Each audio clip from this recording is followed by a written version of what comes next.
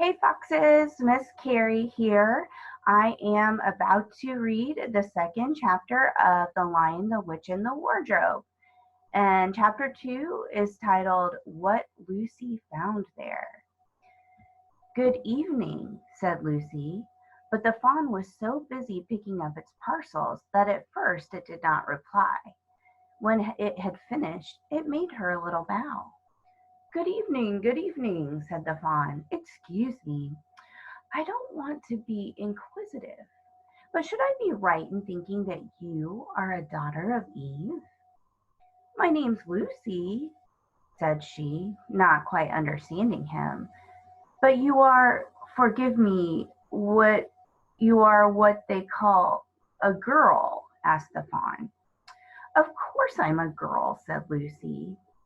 You are in fact human. Of course I'm human, said Lucy, still a little puzzled. To be sure, said the fawn. How stupid of me. But I've never seen a son of Adam or a daughter of Eve before. I am delighted.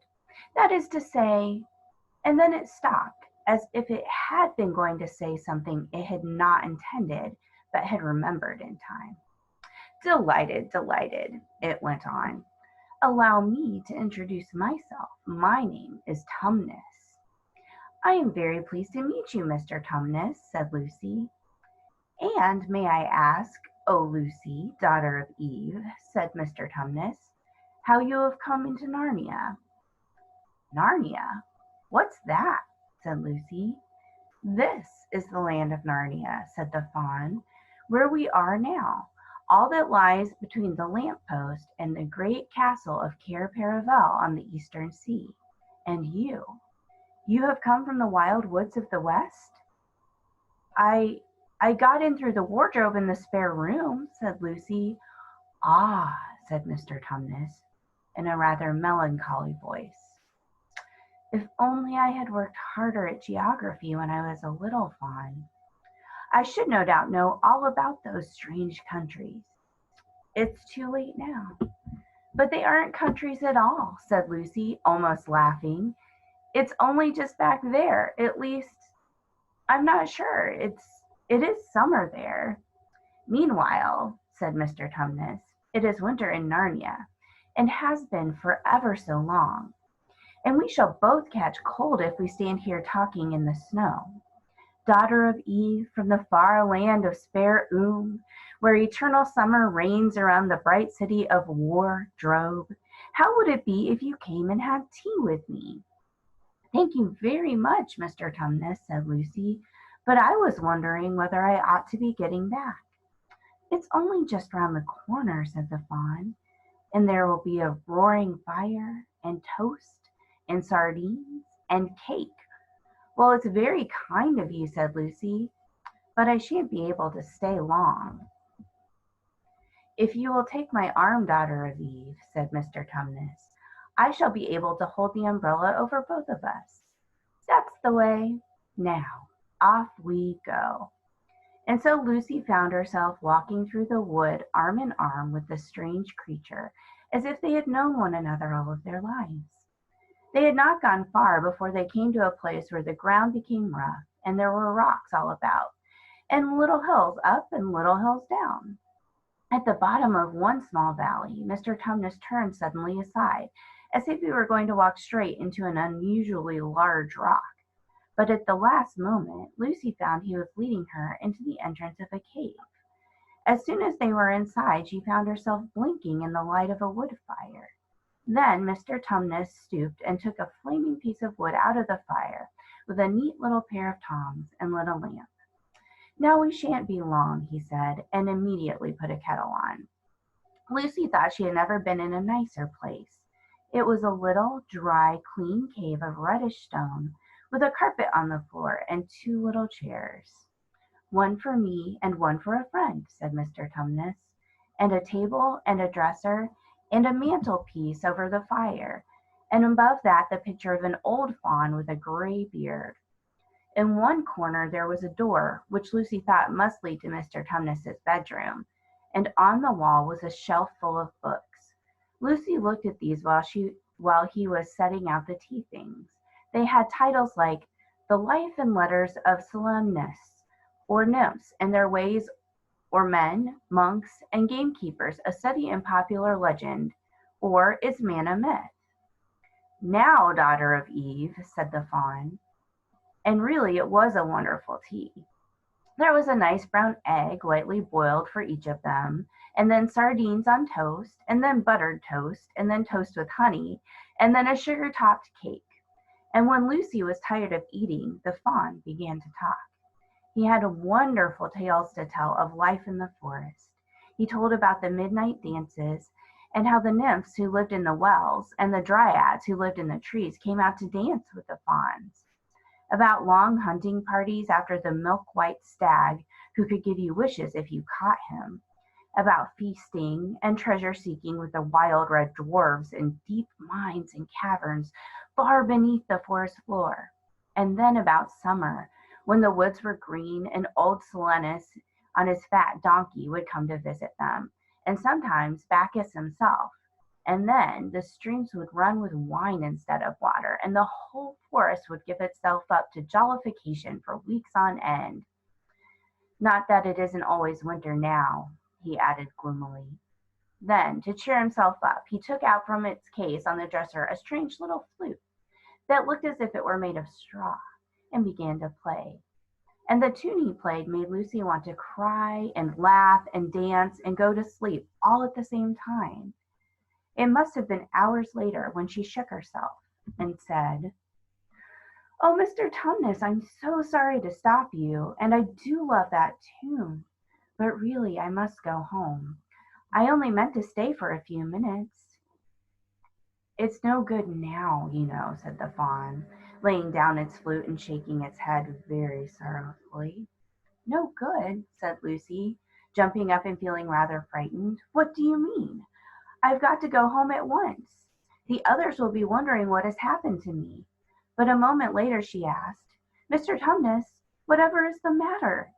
For the fawn's brown eyes had filled with tears, and then the tears began trickling down its cheeks, and soon they were running off the end of his nose, and at last it covered its face with its hands and began to howl. "Mr. Tumnus, Mr. Tumnus," said Lucy in great distress. Don't, what is the matter? Aren't you well? Dear Mr. Tumnus, do tell me what is wrong." But the fawn continued sobbing as if his heart would break. And even when Lucy went over and put her arms around him and lent him her handkerchief, he did not stop. He merely took the handkerchief and kept on using it, wringing it out with both hands whenever it got too wet to be any more use. So that presently Lucy was standing in a damp patch. "Mr. Tumnus," bawled Lucy in his ear, shaking him, "do stop. Stop it at once. You ought to be ashamed of yourself, a great big fawn like you. What on earth are you crying about?"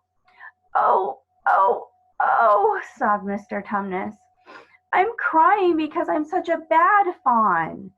"I don't think you're a bad fawn at all," said Lucy. "I think you are a very good fawn. You're the nicest fawn I've ever met." "Oh, you wouldn't say that if you knew," replied Mr. Tumnus between his sobs. "No, I'm a bad fawn. I don't suppose there ever was a worse fawn since the beginning of the world." "But what have you done?" asked Lucy. "My old father now," said Mr. Tumnus.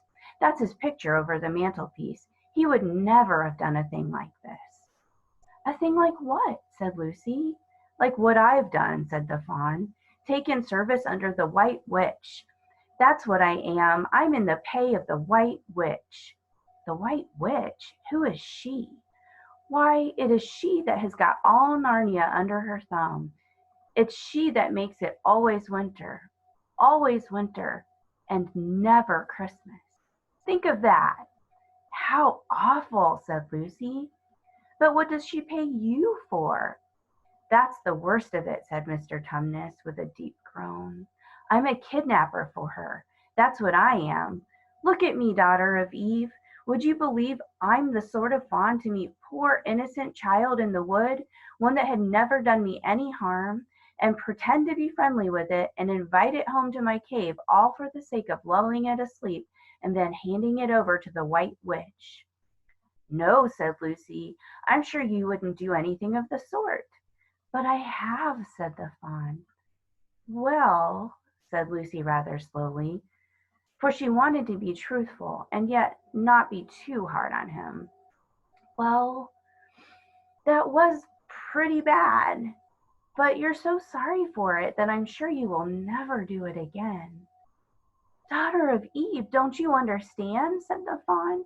"It isn't something I have done. I'm doing it now, this very moment." "What do you mean?" cried Lucy, turning very white. "You are the child," said Tumnus.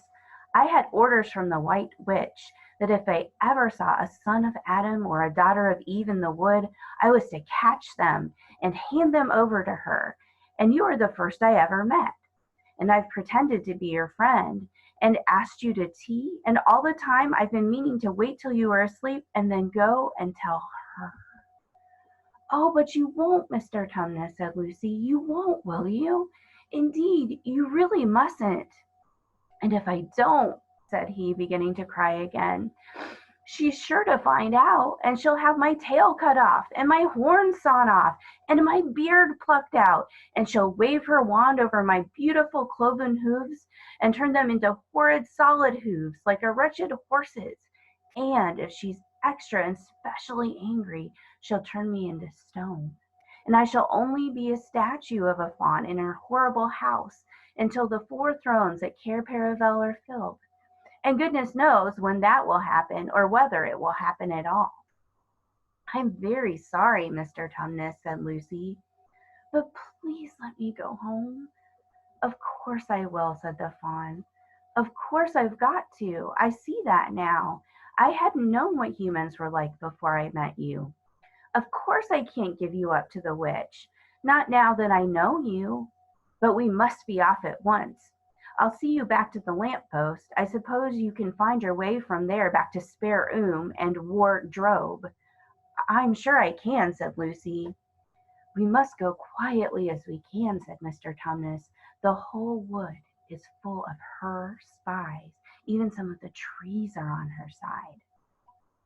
They both got up and left the tea things on the table, and Mr. Tumnus once more put up his umbrella and gave Lucy his arm, and they went out into the snow. The journey back was not at all like the journey to the Fawn's cave. They stole along as quickly as they could, without speaking a word, and Mr. Tumnus kept to the darkest places. Excuse me. Lucy was relieved when they reached the lamp post again. "Do you know your way from here, Daughter of Eve?" said Tumnus. Lucy looked very hard between the trees, and could just see in the distance a patch of light that looked like daylight. "Yes," she said, "I can see the wardrobe door." "Then be off home as quick as you can," said the Fawn. "And can you ever forgive me for what I meant to do?" "Why, of course," said Lucy, shaking him heartily by the hand. "And I do hope you won't get into dreadful trouble on my account." "Farewell, Daughter of Eve," said he. "Perhaps I may keep the handkerchief?" "Rather," said Lucy, and then ran toward the far-off patch of daylight as quickly as her legs would carry her. And presently, instead of rough branches brushing past her, she felt coats, and instead of crunching snow under her feet, she felt wooden boards. And all at once she found herself jumping out of the wardrobe into the same empty room from which the whole adventure had started. She shut the wardrobe door tightly behind her and looked around, panting for breath. It was still raining, and she could hear the voices of the others in the passage. "I'm here," she shouted. "I'm here. I've come back. I'm all right." All right, and that is the end of chapter 2. I will join you soon for chapter 3.